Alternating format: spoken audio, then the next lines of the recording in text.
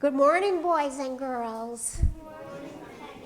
Did you have as happy a Christmas as I did? Yes. Good. I'm glad to hear that. Well, I told my mom it was okay if she talked this morning because I talked a lot last week and the week before and the week before. So it's her turn today. Well, thank you, Penny. And I do have something I want to say. I want to talk about this season of Epiphany as the season of light. And can you imagine a time when you appreciate light more than when it's dark? Have you had a time ever when you were in your bed and you looked around and you said, "Ooh, I see a curtain move. Is somebody in here?" Have you ever wondered that? No. Never? Am I the only one? You have? Yeah. And then what a wonderful gift when you say, "Mom," and your mother comes in, flicks on the light, and you say, "Oh, it was just my clothes." Have you had that? No. No? No? Oh, well, I have. So light is such a gift. It takes away our fear, and it helps show where to go. Have you ever had that experience when you didn't have a flashlight and you needed one? No? Well, I'm going to tell you about a time that happened at the Women of Faith conference. We went to the Women of Faith in Hartford, Connecticut, and it was November. And part of what they did was they turned out all the lights. And then they said, "And now let your light shine." And I saw all these lights. There were thousands. How many people were at Women of Faith? How many? 11,000. 11,000 women were there, and they all had these lights. And I thought, it's beautiful, but I don't have any light.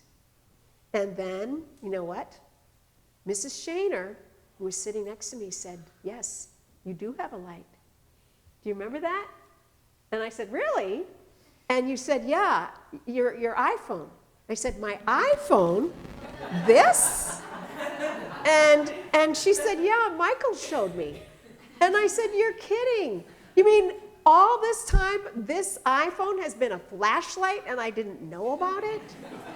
And so sure enough, and I'm going to try to show off and show that I can make it a light now, but let's see if it works.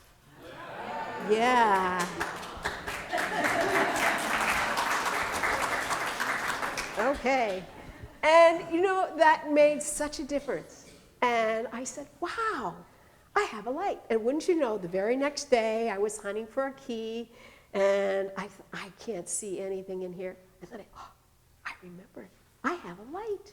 Yes! So I got my iPhone, and here it was, and I found what I was looking for. And I thought, what a gift. And you know, that's what Jesus does. Jesus is the light of the world. And Jesus said, "Guess what? I put my light in you. You are a light.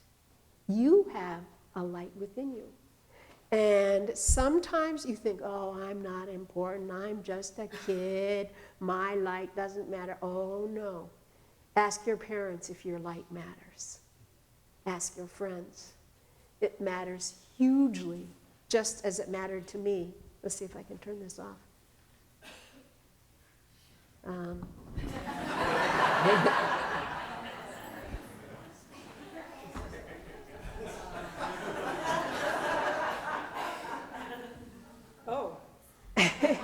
Okay. The light shines on. And that's the lesson. The light never goes out. And we're never in total darkness because, did you get it, James? Oh, thank you. Because we do have the light of Christ. When you were saying you have a light, Yeah, when Miss Shaner said that, yeah. I thought she meant the light of Christ. Yes. Yeah.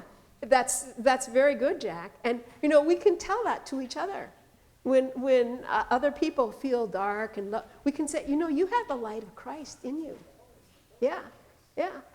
And when she told me, I thought, "Really? I've got light?" Yeah. You've got light. You've got light. You've got his light. So let's have a moment of prayer.